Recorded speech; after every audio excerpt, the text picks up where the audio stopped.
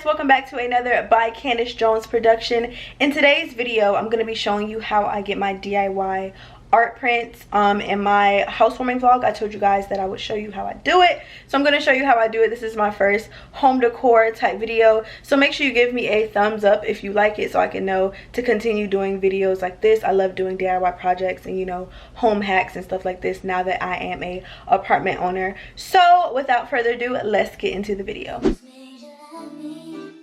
Alright guys, so the paper that I'm going to be using is this brochure paper from Office Depot, and this is what it looks like. And I'm just going to stick it into my Canon TR4520 printer. It's about $70. Everything will be linked in the description box, by the way. And now for the inspiration. Like, this is the first step in getting some really cute wall art is to go to Pinterest. I start a board and just start pinning all of the things that catch my eye so I can, you know, get my creative juices flowing and have an idea of what I want to create.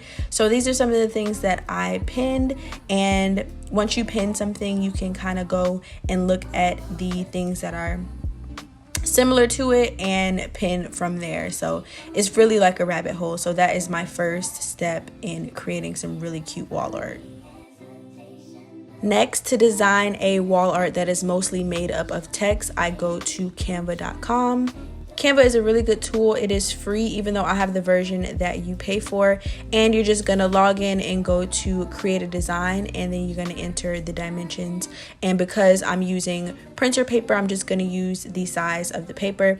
I put 8 by 10 here, but I should have put 8.5 by 11, but you know, whatever.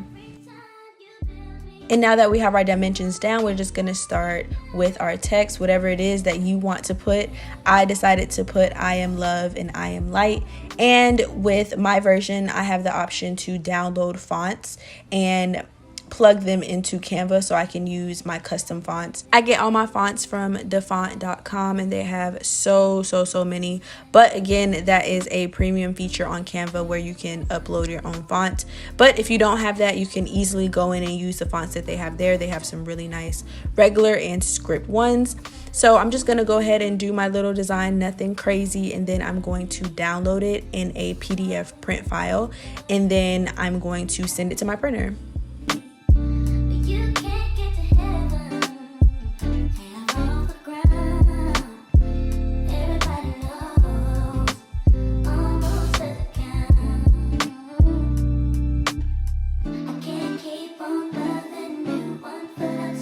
All of the frames that I use are really cheap frames. I got these from Amazon, and they're front loading frames, which for me is just a little bit easier. So you can see that I'm just tracing out the size of the frame and then cutting the paper to match, because it's not exactly 8.5 by 11. You can find frames that are, so you can just stick the paper straight in and don't have to do any trimming or anything.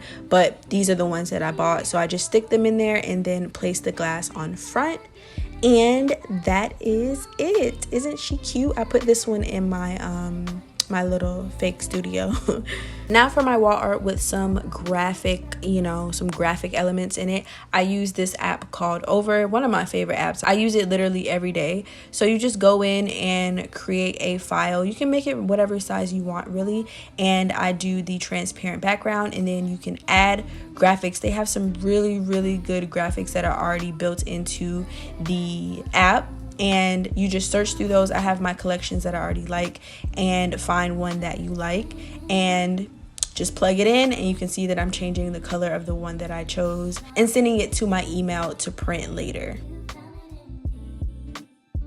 Now that one was really simple, so we're going to move on to something a little bit more, you know, spicy, you know, taking it up a notch. And as you can see, I'm not really even doing much because they have so many good graphics that are already in here. So I'm making this cute abstract design that will match my living room. It has blush, it has navy, and gold.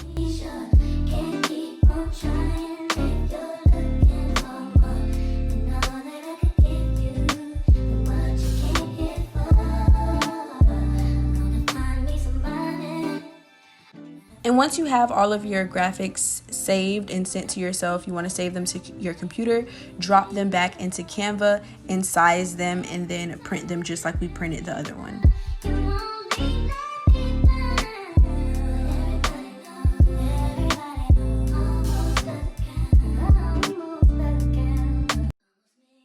And these are some more frames that I got from Walmart, really cheap. Now it's time to get creative, figure out which print you want in which frame and where you want to put them.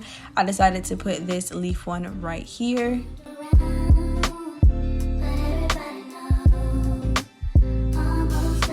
And then I made a mini collage with these other three. I might change it up and add more, but this is all I'm working with for now. I hope you guys enjoyed the video. I hope you learned something. If you like this video, like I said, give me a big thumbs up. Leave a comment and also make sure you subscribe if you want to see more. I will see you guys on Sunday.